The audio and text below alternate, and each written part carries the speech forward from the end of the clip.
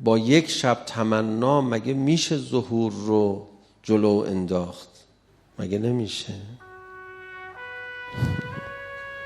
مگه نمیشه؟ از کی تا حالا خدای شما انقدر نامهربون شده؟ مگه نمیشه؟ همیشه کنار گود بودیم مگه نه؟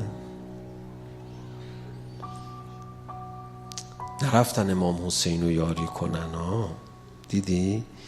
یه عده‌ای رفتن خوش به حالشون، یه عده‌ای امیرالمومنین رو تنها گذاشتن.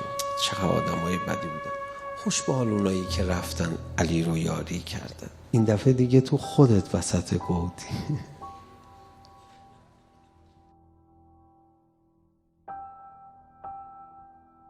سالی که بناس ظهور بشه صیحه آسمانی شنیده میشه، این که دیگه قطعیه تو اخبار.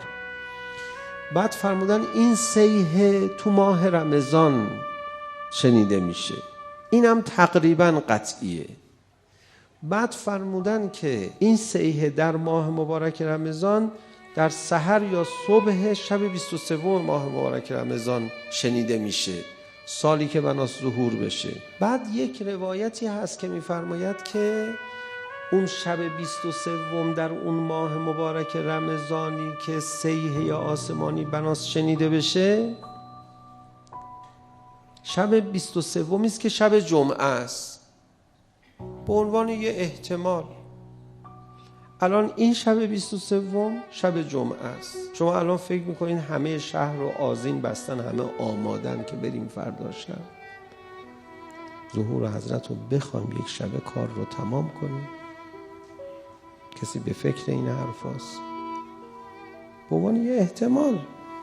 خب وقتی که میخوان در ما تمنا ببینن، باید با همین علامت‌های کوچیک که میفرستن ببینن در ما ولوله ای ایجاد میشه؟ نه خدایا نمیشه.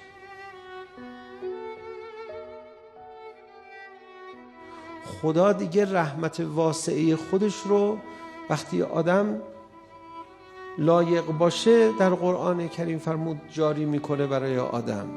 یه مقداری از این رحمت برای اینکه آدم رو نجات بده از بدبختی، ولی اون مقداریش که میخواد آدم رو به اوج خوشبختی برسونه اون مقداریه که تمنا کنیم.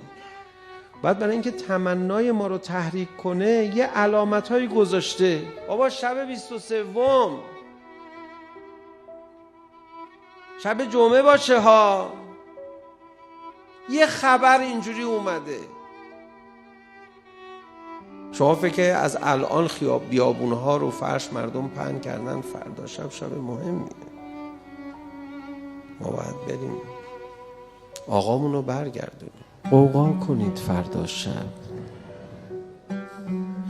حداقل یه بار به هم دیگه بگیم وای اگر فردا شب منادی ندا سر نده.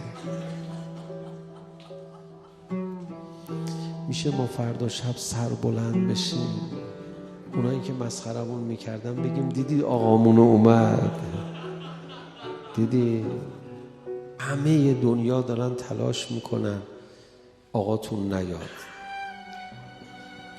شما هم یه تلاشی بکنید آقاتون بیاد، شما هم یه تلاشی بکنید آقاتون بیاد. با یک شب تمنا مگه میشه ظهور رو جلو انداخت؟ مگه نمیشه؟ از کی تا حالا خدای شما انقدر نامهربون شده؟